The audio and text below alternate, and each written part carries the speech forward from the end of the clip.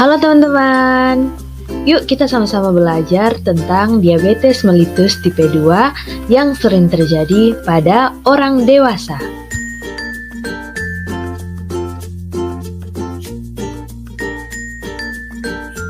Pertama, kita mengetahui apa itu diabetes. Diabetes mellitus adalah suatu penyakit saat kadar gula darah seseorang berada di atas kadar normal. Penyakit ini di Indonesia lebih dikenal sebagai penyakit kencing manis. Yang dimaksud kadar gula darah adalah kadar glukosa dalam darah tanpa memperhitungkan kadar jenis gula lain seperti fruktosa, sukrosa, maltosa, dan laktosa. Apa sih diabetes mellitus tipe 2? Diabetes mellitus tipe 2 adalah jenis diabetes yang tidak tergantung insulin atau non-dependent diabetes mellitus. Diabetes tipe ini tidak disebabkan oleh rasio insulin dalam darah, tetapi karena kelainan sistem metabolisme. Yang dimaksud dengan kelainan sistem metabolisme yaitu yang disebabkan oleh mutasi gen yang mengekspresikan disfungsi sel beta, gangguan sekresi hormon insulin, dan resistensi sel terhadap insulin. Apa saja gejala diabetes mellitus tipe 2? Beberapa gejala yang umum terjadi adalah sering merasa lelah, sering merasa lapar, haus, frekuensi buang air kecil meningkat terutama di malam hari, pandangan kabur, luka yang lama sembuh, berat badan menurun secara drastis, dan tekanan darah yang tinggi. Penyebab diabetes mellitus tipe 2. Penyakit ini disebabkan oleh kelainan sistem metabolisme karena mutasi gen yang mengekspresikan disfungsi sel beta, gangguan sekresi hormon insulin, dan resistensi sel terhadap insulin. Faktor resiko terjadinya diabetes mellitus tipe 2 bisa melalui riwayat keluarga penderita diabetes, gaya hidup tidak sehat, usia tua, obesitas, kurangnya aktivitas fisik, genetik, serta ras atau etnis tertentu.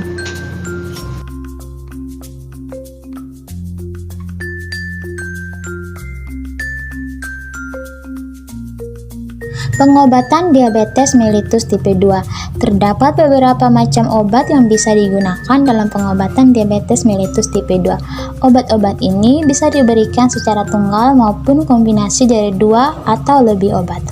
Yang pertama, metformin. Metformin adalah obat ini pertama untuk pengobatan diabetes mellitus tipe 2. Metformin bekerja dengan cara mengurangi kadar gula yang disalurkan hati ke aliran darah dan membuat tubuh lebih responsif terhadap insulin. Adapun kelebihan dari metformin dibanding jenis obat lain adalah obat ini tidak menyebabkan kenaikan berat badan, sehingga cocok diberikan untuk penderita yang mengalami kelebihan berat badan. Pengobatan dengan metformin kadang-kadang mengakibatkan efek samping ringan seperti mual, muntah, dan diare. Yang kedua, sulfonylurea. Jika metformin tidak efektif menurunkan kadar gula darah penderita, obat-obat jenis sulfonylurea biasanya digunakan.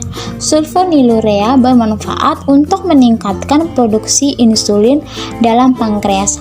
Obat-obat jenis ini bisa diberikan secara tunggal atau kombinasi dengan metformin. Beberapa jenis obat sulfonylurea diantaranya glimepiride, glibenclamide, glipizide, gliclazide, dan gliquidon. Obat-obat ini harus digunakan di bawah pengawasan dokter, karena jika tidak digunakan dengan benar dapat meningkatkan risiko terjadinya hipoglikemia. Yang ketiga, plioglitajon. Plioglitajon bermanfaat untuk meningkatkan sensitivitas sel-sel tubuh penderita terhadap insulin, sehingga mengakibatkan gula yang diubah menjadi energi lebih banyak. Dengan demikian, kadar gula dalam darah menjadi menurun.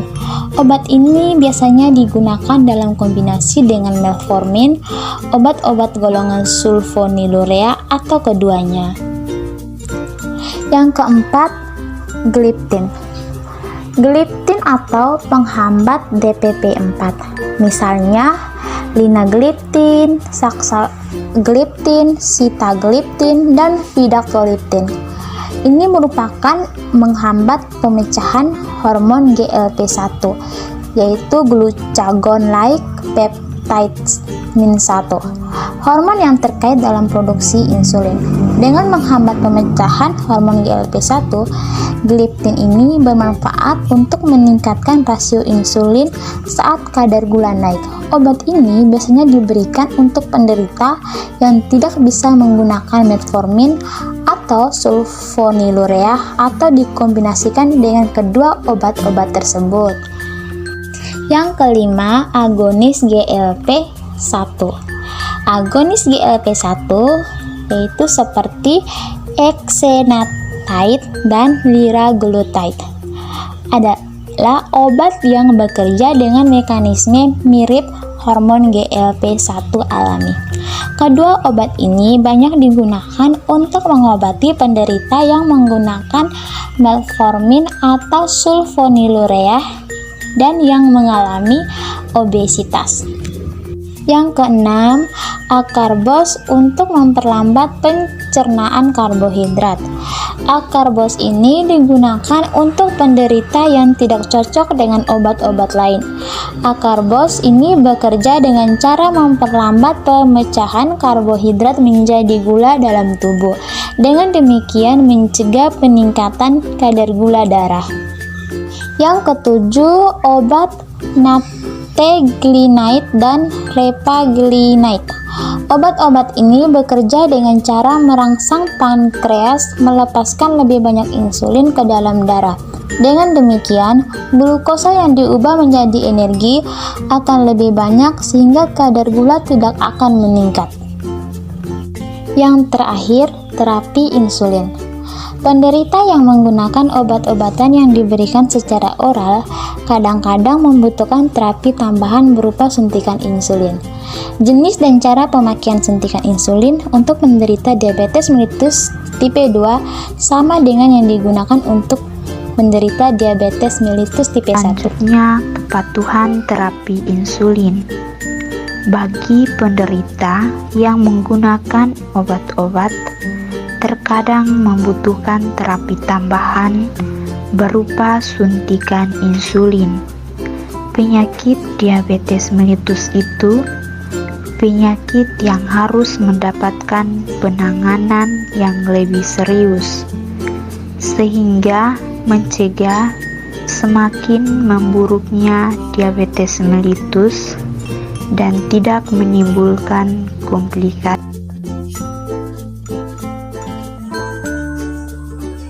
Komplikasi. Diabetes mellitus yang tidak ditangani dengan baik bisa menyebabkan berbagai komplikasi. Berikut adalah beberapa komplikasi yang bisa terjadi akibat diabetes. Yang pertama, retinopati. Kadar gula darah yang tinggi bisa menyebabkan pembuluh darah pada retina tersumbat, bocor, atau tumbuh acak sehingga menghalangi cahaya sampai ke retina. Jika tidak segera ditangani, bisa menyebabkan kebutaan. Oleh karena itu, bagi orang-orang yang memiliki faktor risiko tinggi menderita penyakit ini, disarankan untuk memeriksakan mata secara rutin. Hal ini dilakukan agar risiko terkena retinopati diabetik dapat terdeteksi secara dini sehingga penanganan dapat segera dilakukan. Yang kedua, kerusakan saraf atau neuropati. Selain menyebabkan penyumbatan pembuluh darah, bisa juga terjadi kerusakan sel-sel saraf. Gejalanya bisa berupa kesemutan atau terasa seperti terbakar pada ujung jari-jari tangan atau kaki. Jika dibiarkan akan menyebar ke bagian tubuh yang lain. Kerusakan pembuluh darah menyebabkan aliran darah ke bagian tubuh terganggu, salah satunya ke bagian kaki. Hal ini menyebabkan kaki lebih rentan terkena infeksi. Bahkan, luka goresan kecil sekalipun akan sulit sembuh. Kulit kaki juga akan terasa panas jika disentuh. Yang ketiga, penyakit jantung atau stroke. Penderita penyakit ini memiliki resiko tinggi mengalami gangguan pada organ jantung dan otak. Resiko yang mungkin terjadi pada kesehatan jantung, misalnya angina, yang terjadi karena aliran darah ke jantung terhambat. Stroke juga bisa terjadi karena aliran darah ke otak juga terganggu akibat penyumbatan pembuluh darah ke otak. Yang keempat, penyakit ginjal. Sama seperti organ lainnya, penyumbatan aliran darah ke ginjal akan menyebabkan kinerja organ ini terganggu. Jika tidak diwaspadai dan ditangani secara serius, bisa menyebabkan gagal ginjal. Yang kelima, disfungsi seksual. Kerusakan pembuluh darah dan saraf akibat penyakit ini berisiko menyebabkan disfungsi seksual, misalnya impotensi. Pada wanita, kerusakan saraf akan menurunkan tingkat kepuasan hubungan intim. Yang keenam, risiko pada wanita hamil dan bayi. Jika tidak ditangani dengan baik, diabetes mellitus bisa membahayakan kesehatan ibu dan janinnya. Berat bayi di atas normal, penyakit jantung bawaan, kelainan sistem saraf pusat, dan cacat otot rangka adalah beberapa bahaya yang bisa dialami bayi jika penanganan penyakit ini tidak dilakukan dengan baik. Sindrom gangguan pernafasan, hiperbilirubinemia, bahkan kematian bayi dalam kandungan juga bisa terjadi. Oleh karena itu, diabetes mellitus tipe 2 ini harus ditangani atau diobat dengan baik.